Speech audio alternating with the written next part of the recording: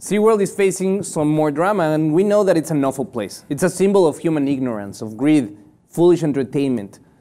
They try, by all means, to disguise it with their conservation and rescue projects, which they highly publicize. And in the battle of corporate espionage, they just got caught engaging in more dirty tricks. PETA, the animal rights group, said SeaWorld sent an employee on a secret mission to infiltrate events organized by the group in an attempt to undermine its work. For years, people for the ethical treatment of animals have campaigned against SeaWorld over its treatment of killer whales. SeaWorld has become so upset that it deployed one of its human relation employees to infiltrate the group as an activist, sending him on undercover missions at protest and organizational meetings in California, and the guy turned out to be quite the agitator as well, Nick. This is crazy. This guy, his name is Thomas Jones when he's known by PETA. But at the same time, his last name is McComb, and he is one of the human resources employees from SeaWorld. And this thing unfolded really, really crazy. It's like a movie. This guy started calling out for violent behavior. He started tweeting out things like, get your pitchforks, we're gonna burn them down, it's time to take... Making them look bad. You know, making it look bad. Okay. His whole thing is like, let's agitate the movement, let's push it, making it more radical, and that way SeaWorld will have a leg up saying like, oh, watch out, these guys are crazy, are violent, they're breaking the law. And the reality there, it's this crazy case of espionage. Wow, that's an old tactic, you know, and not surprising that SeaWorld will do it. They seem actually desperate. You know, after Blackfish came out in 2013, SeaWorld stocks fell by 50%. Yep. Shareholders were not happy, some even suing. They're saying, what the hell are you doing with my money?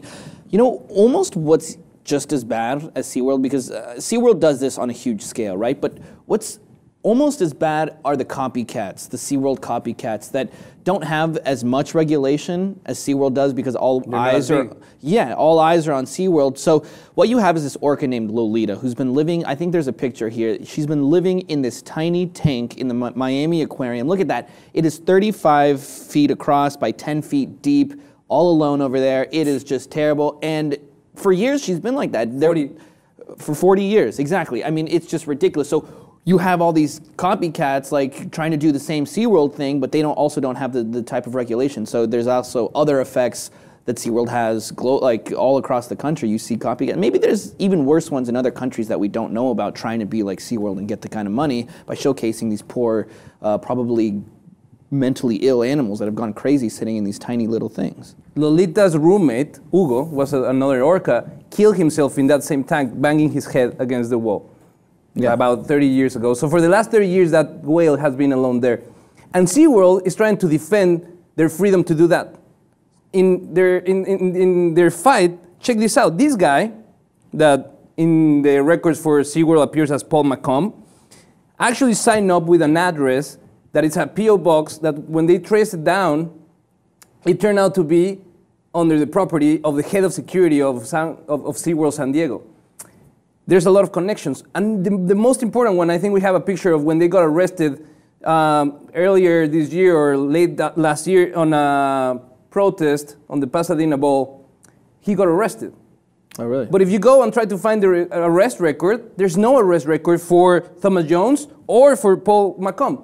It disappeared magically. They don't know. So PETA started looking into it, and they decided to track down with the plates.